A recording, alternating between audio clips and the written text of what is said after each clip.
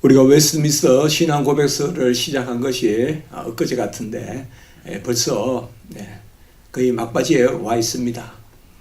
오늘 웨스트민스터 신앙 고백서를 하면 30장, 31장 부분, 그리고 다음 주에 32장, 33장 부분, 이렇게 해서 다음 주에 이제 오늘 우리가 교회의 권징, 또 대회, 총회 이런 부분이고요. 그리고 다음 주에는 이제 예수님의 어떤 그 부활하심으로 인하여 성도의 부활, 그리고 최후의 심판, 그렇게 해서 다음 주에 이제 웨스트민스터 신앙 고백서를 마치게 되겠습니다. 우리가 갈라디아서를 계속 강해하고 그 말씀의 은혜가 컸는데 또 웨스트민스터 신앙 고백서를 연재해서 그렇게 말씀을 나누었습니다.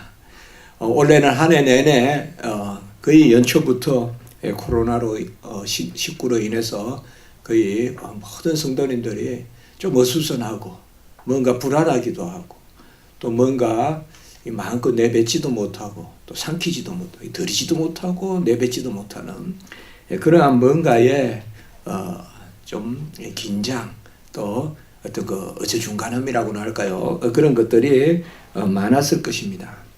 그러나 또 어떻게 생각해 보면 우리가 너무나 평안한 시대를 살고 있지 않냐.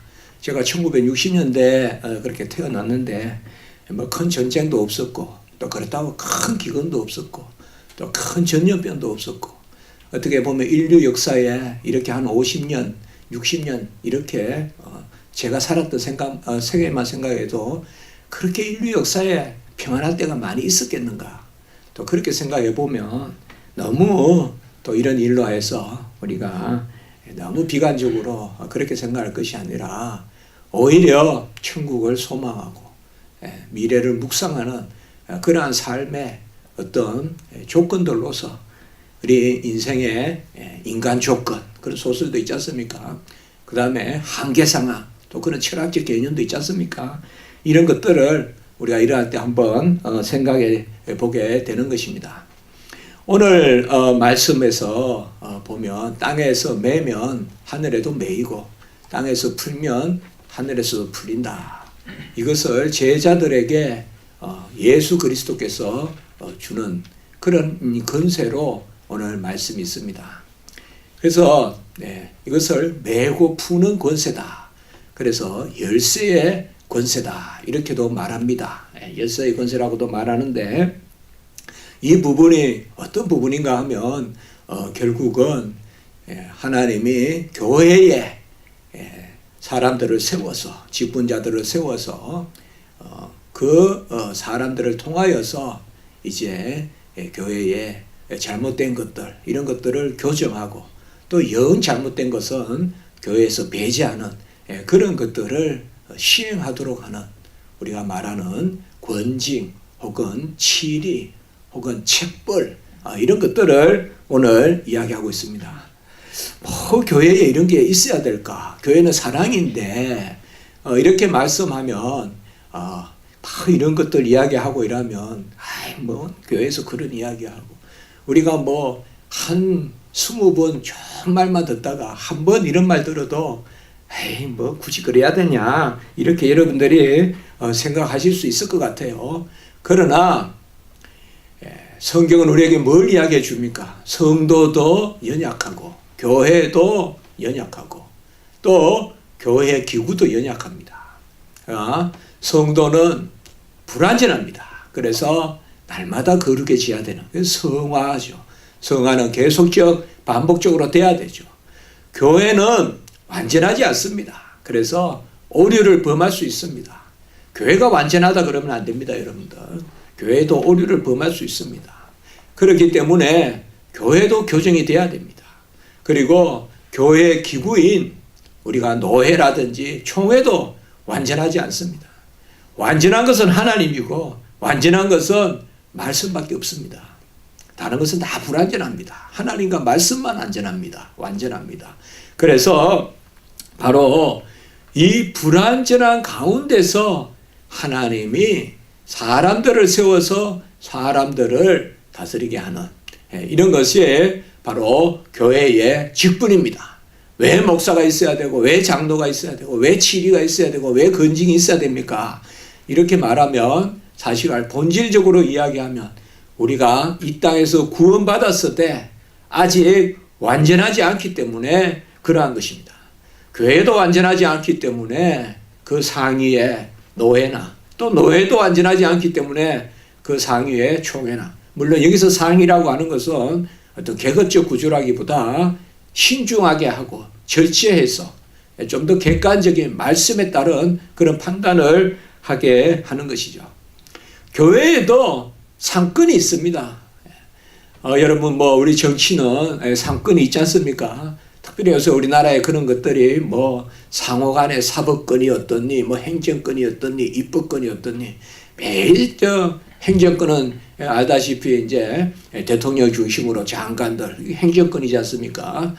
청와대로 대변되는 그 행정권이 있고, 그리고 또 입법권은 저 여의도 국회. 국회는 아무리 떠들어도 법을 가지고 이야기하는 곳이죠. 그 입법권은 국회에 있고, 또 그 법을 세워놓으면 사법권은 또 법원과 검찰, 결국은 재판이 건이죠.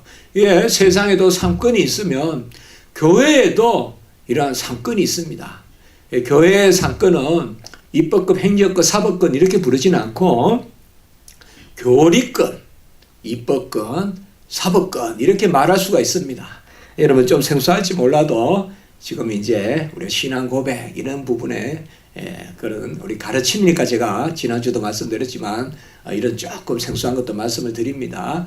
그래서 교회에는 사실 우리가 먼저 교리권을 이야기합니다. 교리권을 제일 먼저 이야기할 때 교리권이라는 것은 뭔가 하면 하나님의 말씀을 가르치고 선포하고 하는 것입니다.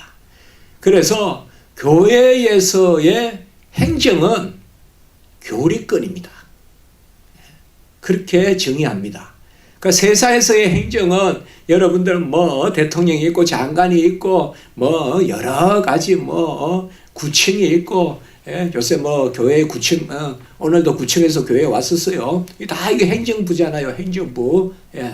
그러나 교회에서 행정은 교리권이에요. 무슨 말인가 하면 교회의 다스림은 말씀의 다스림이라 이 말이에요. 말씀을 바로 세우고, 그래서 교리가 바로 서면 교회가 바로 서고, 교리가 바로 서지 못하면 교회가 바로 서지 못한다. 그래서 교리가 교회에 서고 넘어짐의 조항이다. 이렇게 말하는 거죠.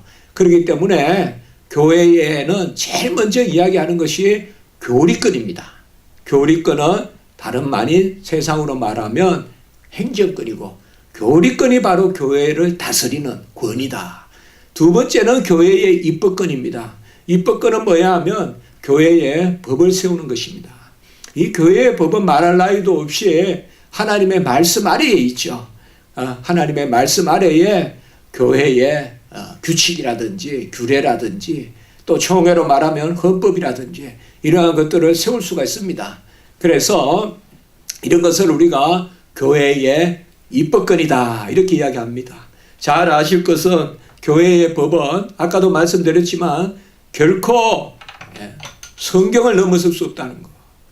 법이요 하면서 손드는 것을 좋아하는데 그게 마지막이 아니라는 거 아셔야 돼요. 성경이요 이러면 안 됩니다. 여러분들.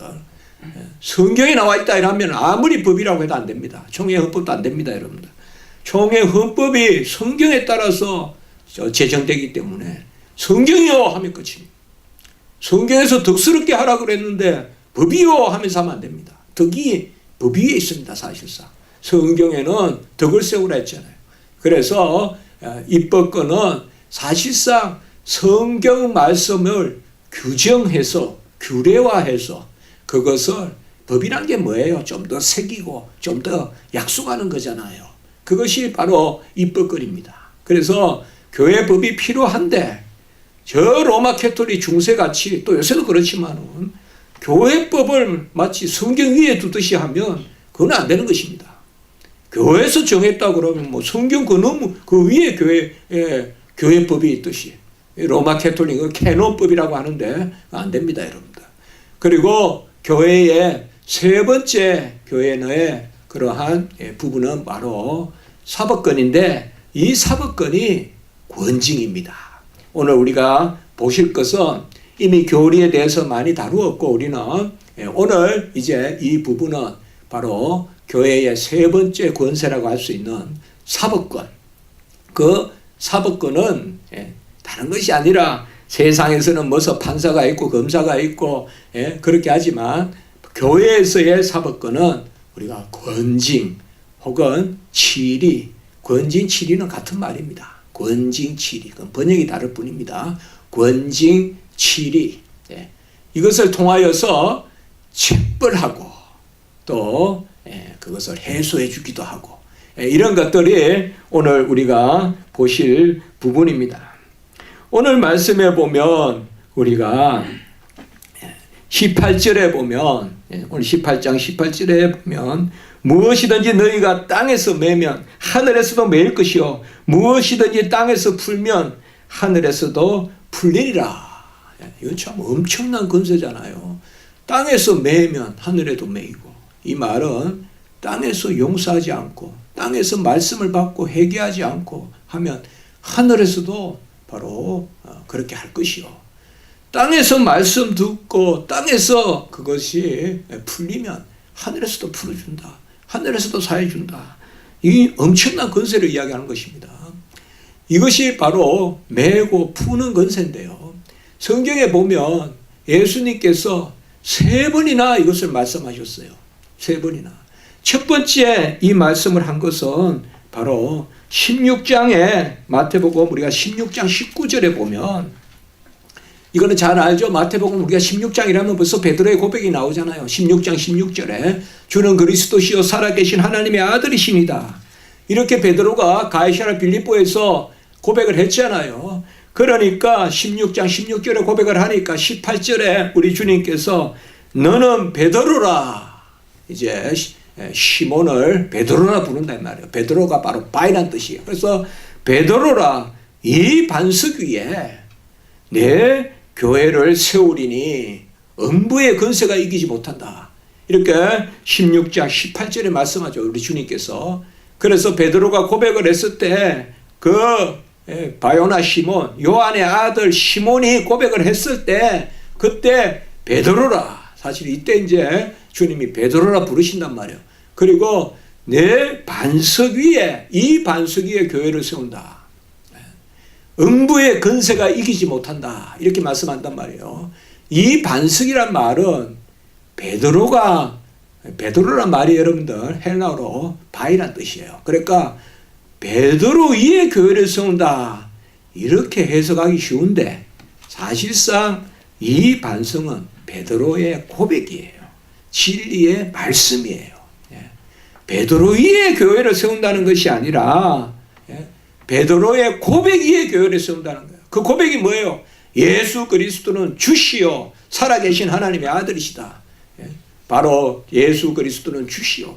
사람들은 엘리야라 하고 들으는 세례 요한이라 하고 그렇게 사람들은 에레미야라고 하고 이렇게 사람들은 예수님을 그냥 한 뛰어난 선지자 정도로 생각하는데 베드로는 옳게 고백했다 이 말이에요. 주는 그리스도시요 살아계신 하나님의 아들이시니다. 살아계신 하나님의 아들이시니다. 이 고백 위에 교회를 세우니 이 진리의 터 위에 서 있는 교회를 음부의 권세가, 마귀 사탄의 권세가, 흑암의 권세가 이기지 못하리라. 이렇게 베드로에게 말씀하셨어요. 이것을 베드로라는 사람에게 권세가 있다. 이렇게 하면 또 로마 캐톨릭이 돼요. 그래서 베드로가 1대 교황이고 계속 300대 400대 내려온 교황이 바로 반석이다. 이렇게 돼요. 그러나 우리 그렇게 하지 않습니다. 베드로의 고백, 말씀, 그 위에 교회를 세우고 그 진리의 터 위에 말씀의 터 위에 교회를 세우기 때문에 그 진리의 터 위에 선 교회의 권세를 음부의 권세가 이기지 못한다. 흑암이 틈타지 못한다. 그리고 이제 19절에 마태복음 16장 19절에 내가 천군 열쇠를 내게 주리니 땅에서 무엇이든지 매면 하늘에서도 매일 것이요 땅에서 무엇이든지 풀면 하늘에서도 풀리리라 라고 이렇게 말씀하고 있습니다. 이것이 바로 뭡니까? 아까 메고 푸는 것에 바로 천국 열쇠를 베드로에게 준다. 이것도 베드로에게 준다 하니까 베드로가 천국 열쇠를 가져서 베드로가 뭐 너 죄 사해 주면 하늘에서 사해, 내가 사하면 하늘에서 사한다. 그렇게 이것도 해석하면 안 됩니다. 이것도 그래서 우리가 18절과 19절을 같이 잘 봐야 돼요. 이 18절은 아까 그랬죠. 바로 베드로의 고백 위에 권세가 있다. 그것이 반석이다. 그러면 천국 열쇠를 준단 말은 사실 베드로의 고백, 진리의 말씀, 그 말씀을 받고 아멘 하면 천국 문이 열릴 것이요. 그 말씀을 받고도 거부하면 천국 문이 닫힐 것이다. 이렇게 말씀하시는 거예요. 이것이 바로 천국의 열쇠, 천국 문을 열고 천국 문을 닫는 이것을 바로 열쇠의 권세라고 한다. 그러니까 베드로가 처음 고백을 했을 때 가이사랴 빌립보에서 주는 그리스도시요 살아계신 하나님의 아들이시나, 이 고백을 베드로가 혈육이 알려준 것이 아니라 하늘의 아버지가 알게 하셨다고 했잖아요. 그래서 하늘 하나님의 진리를 베드로가 받았을 때 너는 베드로라 비로소 반석이라 불러주고 그 고백 위에 교회를 세우리니 음부의 권세가 이기지 못하리라. 그리고 뭐예요? 내가 너에게 천국 열쇠를 주노니. 잘 아셔야 됩니다. 고백, 진리, 교회, 그 안에 뭐가 있다? 열쇠의 권세가 있다. 이 말. 열쇠의 권세가 있다. 그러므로 열쇠의 권세는 사람에게 있는 것이 아니라 말씀에 있다. 이것이 중요한 거예요. 열쇠의 권세는 사람에게 있는 것이 아니라 사람이 전하는 복음에 있다 이거예요. 사람이 전하는 말씀에 있다는 거예요. 사람에게 있는 것이 아니라. 그러면 그 사람은 하나님의 특별한 은혜를 받은, 그래서 직분이 귀한 거예요. 직분은 왜 귀한가 하면 그 권세를 하나님이 주셨기 때문에, 권세를 주셨다는 것은 자질이 있어서가 아니라 권능이 그 사람에게 있어서가 아니라 바로 복음, 메고 푸는 그 권능이 있는 복음을 맡았기 때문에, 그래서 말씀을 맡았기 때문에 그것을 나중에 사도 바울은 뭐예요? 그리스도의 비밀을 맡은 자다. 그리고 바로 그리스도의 일꾼, 그럼 내가 교회를 위하여 일꾼이 되었나니 교회를 위한 일꾼. 잘 아셔야 됩니다. 주의 종에 권능이 있습니다. 권세가 있습니다. 그것은 사실 주의 종의 권능과 권세가 아니라 말씀의 권능과 권세입니다. 주의 종이 말씀 전하지 않고 주의 종이 세상 이야기하고 주의 종이 정치 이야기하면 그것은 권능이 없어요. 주의 종이 정치 이야기하면서 담임 목사가 이야기하는데 따라하라고 그렇게 하면 안 됩니다. 그렇게 하면 안 돼요. 그럼 말이 안 되는 거예요. 목사는 말씀 전하고 목사는 말씀 선포하고 그때 그 권능이 있는 것입니다. 교황이 온갖 것을 다 하면서 세상 세속적인 권세도 누리고 그러면서 열쇠권이 있다 그렇게 말한 건 아니죠. 그건 아니죠. 그래서 바로 먼저 베드로가 신앙 고백을 했을 때 주님이 첫 번째 말씀하는 거예요. 그리고 오늘 말씀은 여기 잘 아셔야 됩니다. 오늘 이 두 번째 또 말씀을 하시는 거는 오늘 18장 18절 여기는 좀 더 구체적으로 이제 말씀을 해요. 아까 우리가 잘 아셔야 될 거는 이 메고 푸는 권세는 교회 안에서의 이야기예요. 무슨 사람이 무슨 산중에 돌아다니면서 뭐 내가 죄를 사해 준다 있을 수 없는 이야기예요. 교회라고 했죠. 아까 분명히 베드로의 고백에 반석의 교회를 세우고 그 교회의 권능을 음부의 권세가 이기지 못하고 그 가운데 메고 푸는 권세를 교회의 말씀에 주셨다고 보여요. 그럼 오늘 여기 말씀은 이것을 좀 더 구체적으로 이제 말씀하는 거예요. 바로 교회 안에 치리와 관련해서 말씀하는 거예요. 교회 안에 치리와 관련해서 말씀하는 거예요. 오늘 저는 여기에 절차를 구체적으로 이야기하는 것이 목적이 아닙니다. 뭐 절차는 간단합니다. 잘못한 사람이 있으면 바로 교회에 바로 권하는 직분에 있는 사람, 아무나 가서 권하는 것이 아니라 권하는 직분이 있는 사람이 1차 권하고, 그리고 그 말도 듣지 않으면 또 2차 권하고, 이때는 증인을 좀 더 데려가고, 그 말도 듣지 아니하면 이제 교회에 알리고, 교회에 알린다는 것은 바로 당회, 오늘날말로 말하면. 그래서 당에서 치리한다는 거예요. 그것도 듣지 않으면 교회에서 이방인과 세리같이 여기라, 이 말은 바로 제명 출교를 이야기하는 거예요. 교회에 그러한 지체로 여기지 마라. 그리고 18절에 보면 역시 금방 베드로에게 말씀했던 바로 땅에서 매면 하늘에서도 매일 것이요 땅에서 풀면 하늘에서도 풀리라.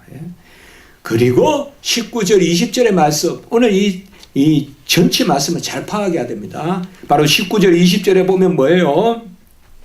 두세 사람이 합심하여서 모인 곳에 합심하여서 구하면 하나님이 들으시고 이루시고, 그리고 합심하여 구하는 그곳에 내가 있다. 이 말은 뭔가 하면 오늘 이 말씀은 주로 우리가 기도의 말씀도 되지만은 바로 교회 안에 그 권징, 교회 안에 사람들을 세워서 다스리는 그것도 되는 것입니다. 그래서 교회가 함께 기도하고 잘못된 것을 바로 세울 때 하나님이 그것을 들으신다.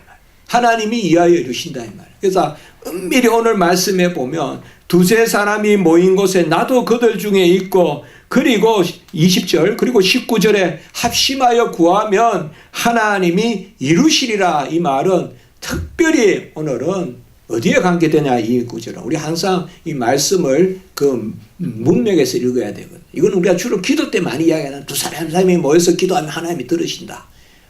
그래서 우리가 어려운 일이 있을 때 우리가 그것도 되어 분명히 되는데, 야고보서도 그런 말씀이 있고 같이 장로들아 기도하라 이런 말씀도 있고. 그러나 오늘 말씀에서 특별히 중요한 것은 교회의 질서를 세우는 것이야. 교회의 잘못된, 교회도 잘못된 게 얼마나 많습니까, 여러분들? 교회에서 잘못된 것은 주로 세상 따라가는 게 잘못된 거야. 무슨 말씀 압니까? 교회에서 잘못된 것은 사람을 죽이고 훔치고 이런 것보다 세속적인 게 잘못된 거예요. 세속적인 거. 하나님 중심에 서지 않고 말씀 중심에 서지 않고 세상 논리를 가지고 교회에서 이야기하는 그런 것들을 바로 잡을 때 힘들어요, 여러분들. 힘들다고. 예수 그리스도의 십자가 복음이 있지만은, 사도 바울이 그걸 전했지만은 베드로조차도 아직까지 율법에서 못 벗어났다고. 그게 갈라디아서잖아요. 그만큼 교회에서 복음 말씀을 바로 세우기가 쉽지 않습니다. 쉽지 않습니다. 그래서 초대교회 예루살렘 공회가 열리고 그렇게 하지 않았습니까? 여전히 음식을 가려 먹어야 목매인 것은 못 먹는다는 등, 여전히 할례를 이방인도 행해야 된다는 등, 그렇게 십자가에 막힌 담을 흐르뜨려도 이제 다 이루었다고 주님이 십자가에서 선포하셨어도, 구약의 그 모든 의식을 다 이루었다고 선포하셨어도 여전히 초대교회 사도들, 제자들조차도, 그래서 베드로와 바울도 좀 갈등이 있고 그런 거 알지 않습니까, 우리가? 그래서 교회의 오늘 이 말씀은 특별히 우리가 두세 사람이 모여서 함께 기도하고, 그때 함께 이 교회라는 거예요. 이게 지금 두세 사람이 모인다는 것은 교회가 중요한 거예요. 교회라는 이름의 그 진리, 그것을 구하면 하나님이 이루신다, 이렇게 말씀하고 있습니다. 이것이 바로 이 오늘 말씀은 변화산 이 사건이 있은 이후의 말씀이에요. 그래서 첫 번째 메고 푸는 권세에 대한 말씀은 언제 있었다? 바로 베드로의 고백에 있었고, 그럼 마태복음 16장에 아까 19절에 나왔잖아요. 그리고 오늘 두 번째 마태복음 18장 18절에 이 말씀은 변화산의 사건, 변화산 사건. 예수님이 누구신가 진리를 정확하게 보여주시고, 그리고 또다시 제자들에게 이 말씀을 하는 거예요. 그리고 세 번째는 바로 요한복음 20장 23절에 또 나옵니다. 이때는 뭔가 하면 부활하신 주님이 바로 제자들에게 나타나셔서 성령을 후 불어주시면서 그리고 내가 너희를 보내노라 하면서 부활하신 주님이 성령을 주시고 제자들을 이제 보내시면서 그때 또 동일한 말씀을 합니다. 너희가 누구의 죄든지 사하면 사하여 질 것이요 누구의 죄든지 그대로 두면 그대로 있으리라.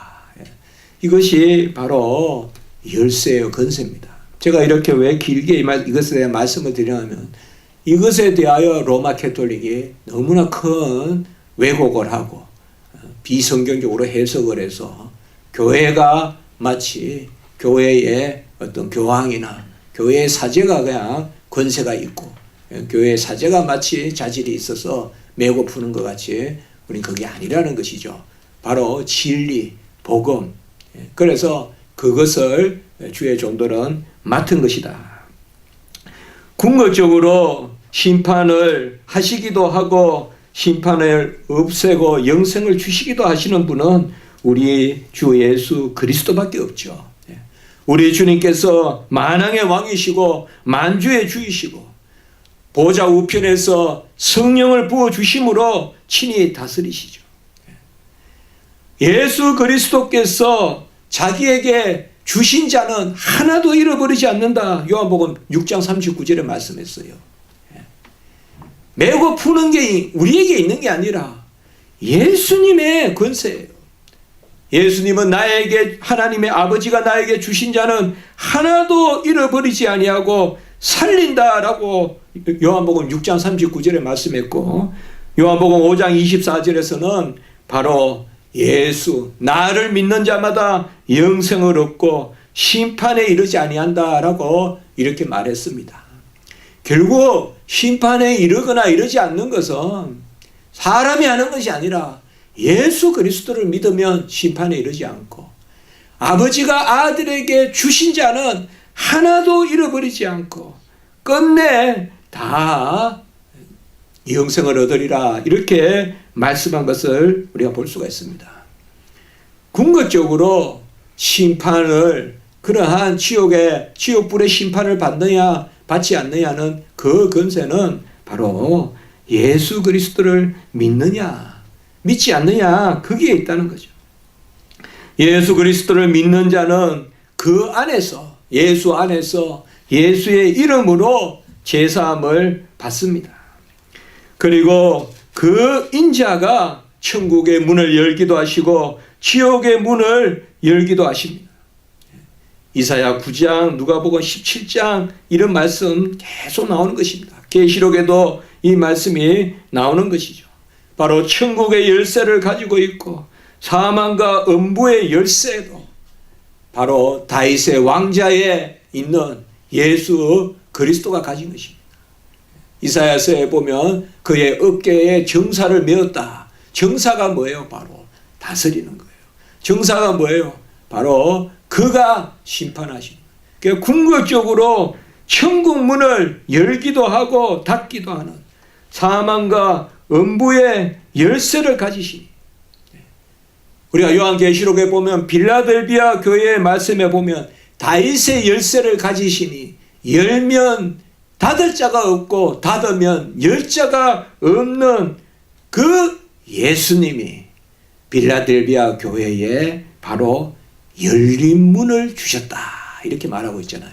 빌라델비아 교회. 그러니까 빌라델비아 교회가 칭찬만 받잖아요. 왜요? 인내의 말씀을 지켰습니다. 잘 생각해 보세요. 빌라델비아 교회가 칭찬을 받는데 빌라델비아 교회는 인내의 말씀을 지켰습니다. 그러면 인내의 말씀이 나와요. 인내의 말씀이 따로 있겠습니까? 말씀 붙들고 참는 거죠. 말씀 붙들고 참는 거. 인내의 말씀이 따로 있는 게 아니라 말씀 붙들고 참는 거. 그걸 인내의 말씀을 지켰습니다. 그러니까 뭐예요? 다윗의 열쇠를 가지시니 닫으면 열 자가 없고 열면 닫을 자가 없는 자가 열린 문을 주셨다. 열린 문을 주셨다. 이게 결국은 뭐예요? 우리가 사람이 닫고 여는 것이 아니라 예수님이 다윗의 열쇠를 가지시고 천국문도 여시고 지옥문도 여시고 그 예수님의 권세를 사도에게 주셨다 이 말이에요. 우리가 하나님의 친히 말씀하시는데 지금 제가 설교하잖아요. 이것은 하나님이 강도권, 설교권을 주셨다. 이 권을 주셨다는 말을 잘 생각하셔야 돼요. 그 권의 권세의 근원이 목사가 아니라고요. 그는 위임 받았을 뿐이에요. 맡았을 뿐이란 말이에요. 우리가. 열쇠의 권한을 맡았을 뿐이에요. 뭐를 가지고? 복음을 전하는 것을 가지고. 그것이 바로 사도예요. 사도. 칼빈은 이것이 최고의 직분이라고 한 거예요. 말씀을 가르치고 말씀을 선포하는 것이 최고의 직분인데 하나님은 친히 말씀하시는 입이시되 사람의 입을 통하여 말씀하신다. 그래서 두 음성 이렇게 이야기했단 말이에요. 하나님의 음성을 사람의 음성을 통하여서 들려주신다. 이러한 것을 우리에게 주셨다는 것, 그것이 바로 천국의 열쇠입니다. 이제 이것이 예수님 시대 초대교회는 사도들에게 있었고 이제는 오늘날 목사에게 그리고 장로에게 이러한 치리의 권세를 하나님이 주십니다. 매고 푸는 권세는 세상이 아니라 교회에 있습니다. 세상이 아니라 교회에 있습니다. 교회 이름으로 해야 됩니다. 교회 이름으로 해야 돼요. 뭐 기분 나는 대로 그냥 저 사람은 되니 안 되니 하고 다 판단하고 하나님 싫어하십니다. 아까도 보셨죠 여러분들. 베드로에게 메고 푸는 권세를 이야기할 때 뭡니까? 바로 반석의 교회를 세운다. 그리고 변화산 이후에 제자들에게 메고 푸는 권세를 이야기할 때 뭡니까? 두세 사람이 모여 또 교회의 이야기죠. 그리고 신약시대 사도들이 부활 이후 주님을 만났을 때도 그때도 성령을 부어주시면서 메고 푸는 권세를 이야기하신 것입니다. 주님은 제자들에게 천국 복음을 전파하게 하셨고 그 말씀을 듣는 자에게는 복이 있게 하시고 그래서 제자들에게 축복하게 했어요. 그럼 그 축복권도 제자들에게로부터 복이 나오는 게 아니잖아요. 여러분 목사가 무슨 능력이 있어서 축복하면 목사가 무슨 복의 근원입니까? 아니지 않습니까? 그러나 그 제자들이 축복하면 그것을 아멘하면 복이 있을 것이요. 그것을 아멘하지 않으면 바로 듣지 않으면 심판이 있을 것이다. 이렇게 제자들을 파송하면서 마태복음 10장에서 말씀하고 있는 걸 보지 않습니까? 그러니까 이 말씀 맡은 자의 권세가 얼마나 대단한 것입니까? 말씀 맡은 사람. 그 사람이 두려운 것이 아니라 그 말씀을 맡은 자가 전하는 복음이 그 복음이 권능이 있는 것이죠. 주의 종이 전하는 말씀이 권능이 있는 것이죠. 그 주의 종에 권이 있다면 그것은 바로 하나님이 그 직분으로 권을 맡긴 것이죠. 이것이 바로 교회의 직분의 의미인 것입니다. 그래서 그 직분이 안수 가운데 주어지고 그래서 그것을 우리가 하나님 앞에 그 직분 가운데서 하나님이 인정하시는 그것을 볼 수가 있습니다. 메고 푸는 권세는 복음을 듣고 믿어서 회개에 이르는 구령의 권세입니다. 그런데 이 복음을 듣지 않으면 심판의 권세로 바로 작용합니다. 그렇기 때문에 하나님의 말씀을 우리가 전할 때 예수님이 제자들에게 말씀했잖아요. 바로 아예 신발을 털어버리고 듣지 않거든 그 축복한 것이 너에게 돌아올 것이다. 그렇게 이야기하잖아요. 그건 구약에도 나오고 우리 주님께서도 말씀하셨잖아요. 교회의 사법권은 세상의 칼을 휘두르는 것이 아닙니다. 이 교회에 메고 푸는 권세를 사람을 힘들게 하거나 사람을 내 마음대로 하거나 그렇게 해서는 안 됩니다. 크게 우리가 주의 직분자들이 조심해야 됩니다. 무슨 일이 있으면 막 서로 그냥 치리하고 안 됩니다. 막 서로 그냥 노예에서도 치리하고 이쪽이 저쪽 그냥 목사 면직해버리고 저쪽은 이쪽도 목사 면직해버리고 이런 것은 정말 우리가 두려워해야 될 것입니다. 교회의 사법권은 세상의 칼을 휘두르는 것이 아닙니다. 세속적 방법을 쓰는 것이 아닙니다. 기도하면서 해야 됩니다. 성령의 감동 가운데 해야 됩니다. 에베소 6장 7절 성령의 검 말씀을 맡았음이라 이야기했지 않습니까? 성령의 검을 휘둘러야 됩니다. 내 마음대로 해서 안 됩니다. 성령의 검 곧 말씀으로.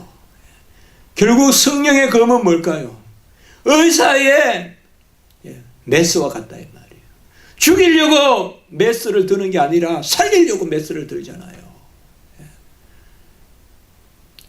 바로 메고 푸는 권세도 건진도 그렇습니다. 오늘 우리가 말씀해 보면 절차를 다 지키게 하잖아요. 그리고 뭐예요? 하나님이 이루신다라고 하잖아요. 바로 이런 절차를 인간이 밟아도 결국은 기도하면서 하나님이 이루시는 거라고요. 이게 권징이라고요. 절차를 다 밟는다고 해서 끝이 아니라 기도하는 가운데 하나님이 이루신다. 오늘 말씀했잖아요. 그리고 메고 푸는 권세를 이야기했잖아요. 이것이 바로 성령의 검입니다. 말씀입니다. 여러분, 교회 가서 사람 죽일 일 있습니까? 병원 가서 사람 죽일 일 있습니까? 병원 가서 사람 육체 죽일 일 있습니까? 교회 가서 사람 영혼 죽을 일 있습니까? 교회 가서 영혼을 죽이면 되겠습니까? 교회에 사함 받으러 갔는데 교회 가서 뒤를 덮쳐내기나 하고 교회 가서 사람 욕이나 하고 그래서 교회에서조차도 못 견디게 만들고 그렇게 해서 되겠습니까? 그래서 교회는 연약한 자들이 걸려 넘어지지 않도록 해야 됩니다. 이 건징의 대원칙이 바로 그겁니다. 연약한 자들을 계속 왜 저런 사람이 교회에 오는지 모르겠다 그러고 왜 저런 사람이 교회에 있는지 모르겠다 그러고 그렇게 해서 연약한 사람들 그거 안 됩니다. 여러분. 교회의 권징은 어떻게 보면 말씀을 전하는 내가 먼저 하나님의 말씀을 받아야 된다는 게 우리의 강도권의 제1원리라면 7위권도 제1원리가 뭔지 아십니까? 목사와 장로부터 돌아봐야 하는 것 스스로. 말씀을 전하는 강도를 하는 설교를 하는 목사가 제일 먼저 위로가 되기도 하고 제일 하나님 앞에 두려움이 되기도 하는 것은 하나님이 먼저 나에게 말씀하셨습니다. 기독교 강요에도 나오는 이야기잖아요. 그러면 권징에도 마찬가지입니다. 제일 먼저 목사는 목사를 돌아봐야 되고 장로는 장로를 돌아봐야 됩니다. 나는 믿음이 좋고 나는 이렇게 잘 믿어왔고 안수까지 받았고 그냥 나는 그냥 넉넉하고 뭐 저 사람들 믿음이 저렇냐 저 사람들 좀 손 좀 봐야 된다 그렇게 해서는 안 된다는 것입니다. 의사가 메스를 드는 것은 낫게 하려고 자라게 하려고 다시 아물고 다시 열매 맺게 하려고 그것이 바로 오늘 말씀입니다. 그렇기 때문에 이 메고 푸는 권세는 살리기 위한 것이다. 바로 이것을 세우기 위한 것이다. 이것을 우리는 건덕이라고 합니다. 건덕. 그래서 건덕이 권징의 목적이다. 건덕이란 말은 바로 세우는 것이다. 건물을 쌓는 것이다. 폐하려는 것이 아니라 성하게 하려는 것이며 제가 이렇게 한번 써봤습니다. 버리려는 것이 아니라 얻으려는 것이다. 폐하려는 것이 아니라 성하게 하려고 하는 것이다. 그저 그냥 밟아서 무너뜨리는 것이 아니라 흥황하게 하기 위해서. 흥황하게 하기 위해서. 우리가 보면 농약을 주거나 전지를 하거나 다 목적이 뭡니까? 전지는 뭐예요? 가지를 자르는 거잖아요. 우리 팔을 자르는, 나무의 팔을 자르는 게 전지잖아요. 그리고 농약은 뭡니까? 그 독하거든요. 농약 독합니다. 완전히 그냥 막, 그거를 막 해가지고 막 노란 거 이런 거 정말, 농사를 지어 본 사람 알거든요. 농약은 정말 독한 거거든요. 농약은 치사에 이르는 거예요. 그래서 농약을 잘못 마시면 큰일 나요. 그거는. 농약은 다 극약들이 많아요. 그런데 뭐예요? 필요하면 극약을 주입을 하고, 필요하면 자르고, 이런 게 뭡니까? 바로 열매 맺게 하기 위하여. 그래서 건징은 폐하려는 것이 아니라 성하게 하려는 것이며, 버리려고 하는 것이 아니라 얻으려고 하는 것이다. 오늘 칼빈의 말을 제가 자주 이야기하게 되는데, 칼빈의 말을 제가 한번 인용해 보겠습니다. 한번 정리해서 이렇게 한번 이야기해 보겠습니다. 권징은 그리스도의 교훈을 반대하며 날뛰는 사람들을 억제해 주는 굴레와 같고, 게으른 사람들을 약동시키는 박차와 같고, 타락한 사람들을 그리스도의 영의 온유함으로 징계하는 아버지의 매와 같다. 이렇게 이야기하고 있습니다. 제가 다른 것은 많이 덧붙여 썼지만은 칼빈이 말한 것은 세 가지입니다. 권징은 어떤 사람에게는 굴레와 같아요. 그라사 지방에 미쳐서 날뛰는 거, 그리고 막 불로 뛰어넘는 아이, 이런 것은 권징으로 해서 굴레가 돼야 돼요. 묶어놔야 돼요, 여러분들. 교회에 와서 멋대로 그냥 설치고, 그냥 교회에 와서 아무 생각 없이 아닌 막 떠들고, 당을 짓고, 그거 묶어놔야 돼요. 묶어놔야 돼요. 그 굴레야 돼요. 그리고 도무지 죽은 듯이 그냥 잠을 자는지 깨어있는지, 그런 사람에게는 박차를 가야 돼요. 박차를 가요. 그것도 건진이다 이 말이에요. 게으른 것도 안 된다 이 말이에요. 주님의 일을 맡은 사람이 그냥 안 하면 착한 게 아니에요, 여러분들. 안 하면 착한 게 아니에요. 베드로도 많이 혼났지만은, 베드로가 사용되는 것은 베드로가 그래도 툭툭 튀어나와서 하려고 했기 때문에 하나님 쓰시는 거예요. 그래서 건징은 박차와 같고, 그리고 무엇보다 건징은 온유한 그리스도의 영으로 다스리는 아버지의 매와 같다. 이렇게 이제 이야기하고 있습니다. 이렇게 보면 우리가 그런 거 있지 않습니까? 간혹은 어릴 때 마음이 좀 넉넉한 건 뭡니까? 내가 좀 못해도 부모님이 꾸짖어 주잖아요. 그렇죠. 그러니까 우리가 어떻게 보면 넉넉한 거예요. 혼은 나지만 불안하진 않은 거예요. 그러나 나이가 들면 아무 요구하는 사람이 없어도 불안하잖아요. 내가 과연 잘하고 있는지, 내가 올바른 길을 가고 있는지. 우리 성도님들 간혹 그럴 때 있지 않습니까? 너무나 아무 간섭하는 사람도 없고, 그럼 막연히 불안하다고요. 갑자기 마른 하늘에 천둥이 치듯이 내려친다고요. 그럼 얼마나 힘듭니까, 우리가? 그러나 부모님이 계시면 그런 천둥이 내려치듯이 하진 않는다고. 그때 그게 뭐야? 막대기와 지팡이로 하나님이 이렇게 모시듯이 그렇게 하는 거죠. 그러니까 건징은 바로 그런 거란 것입니다. 건징이나 이런 것을 제가 설교할 수가 없어요. 이런 거는요, 무슨 일이 생기면 성도님들이 다 시험에 들어요, 이런 것은. 그런데 이제 우리가 웨스트민스터니까 우리는 건징이 바로 교회의 표지예요. 참 교회에는 참 건징이 있어야 돼요. 교회에 세 가지 표지가 있거든요. 첫 번째는 말씀이고, 두 번째는 성례고, 세 번째는 건징이에요. 이 세 가지는 다르게 말하면 은혜의 방편도 될 수가 있어요. 은혜의 방편.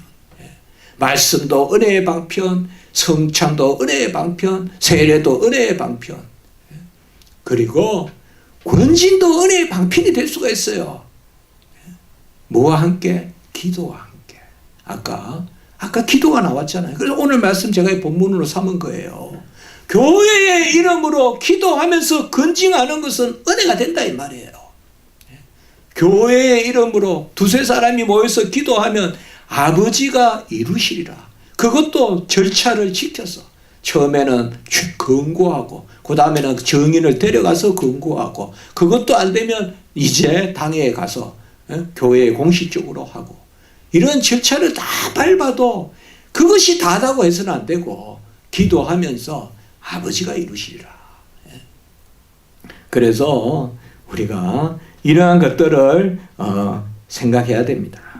그래서 이 종기와 같은 것이 붙어 있을 때 우리가 이것을 떼어내서 교회가 다시금 회복되기도 하고 또 본인이 그릇된 자리로 잘못 갔을 때 회개해서 돌이키도 하는 이런 것이 하나님이 세우신 건징이고 그것이 가장 중요한 고백의 때에 있었다는 거.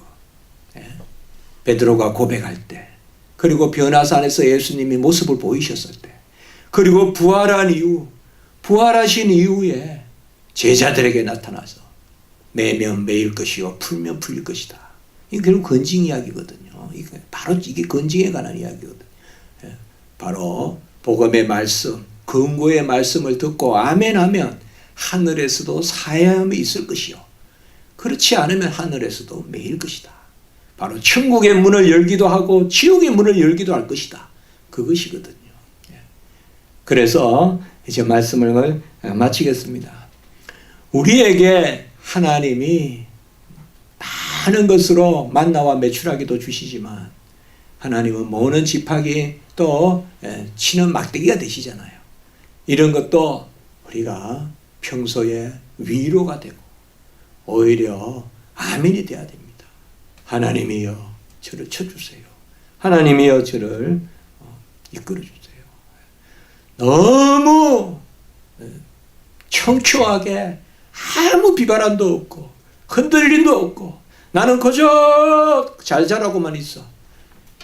그런 것은 많은 경우 열매가 없을 수 있습니다. 열매가 없을 수 있어요. 보기에는 여러분 보기에는 아주 연한 연두색의 잎사귀가 예뻐요. 그러나 그건 열매를 못 맺어요. 그러나 강한 잎사귀, 우리가 뽕나무 같은 것도 보면 막 그치러요. 거기에 아주 열매가 있어요. 그 열매가 얼마나 많이 맺히는지 몰라요. 한 나무에 수만 개 열려요, 여러분들. 어떻게 보면 그런 것을 우리가 생각해 볼 수가 있어요. 내가 청초하게 막 이렇게 그냥 그는 바로 하나님이 우리를 간혹은 직접 하나님이 우리를 풍파도 주시기도 하고 우리가 지금 이 코로나도 좀 그런 마음으로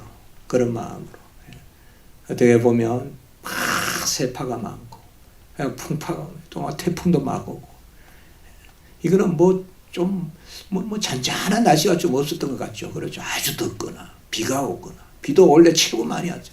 지금 2020년이 기록적인 아닌가요? 비도 가장 많이 왔다 그러고 지금 두 번째가 많이 왔다 그러잖아요. 기상청 생기고 비도 많이 오고 또 코로나19라는 전대미문의 그런 또 사건도 있고 그렇지만 제가 여러분들께 목회자로서 문자도 보내고 했지만 가문과 기근 중에 요셉의 번영이 있었듯이 그렇게 제가 여러 개 쓰지 않았으니까 가문과 기근 중에 요셉의 번영이 있었듯이 우리도 이 장마와 그리고 코로나 이 가운데 우리 성도님들 번영이 있기를 바라고 혹은 내가 실족할 수 있어요. 실족하는 것이 없지 않으니 라고 했잖아요. 성경에서.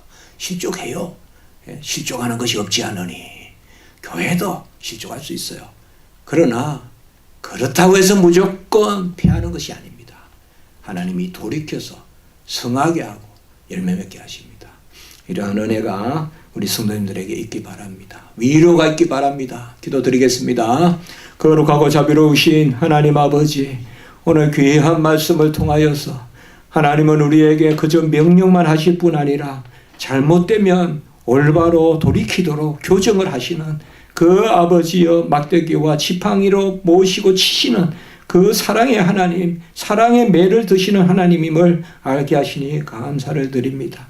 우리가 교만치 말고 자고치 말게 하시고, 우리가 잘못된 것이 있으면 먼저 그곳에서 발을 빼게 하시고, 그리고 묻은 게 있으면 씻어내게 하시고, 그것도 부족하면 우리가 아버지여 하나님 앞에 징계가 있더라도 오히려 자녀로서의 아버지의 징계를 받고 그것조차 감사하는, 연단조차 감사하는 저희들 될 수 있도록 하나님 도와주시옵소서. 우리 십자가지기 성도님들 지켜주시고, 또 오늘 함께 예배드리면 또 설교 들으시는 모든 영혼들 위해 은혜 위에 은혜를 더하여 주시고, 코로나19가 속히 물러가게 하시고 모든 것이 온전케 하시되, 무엇보다 이런 일로 하나님께 영광되며 살아계신 하나님께 존귀를 올리는 그러한 은혜가 있게 해 주시옵소서. 주 예수 그리스도 이름으로 감사하며 기도드리옵나이다.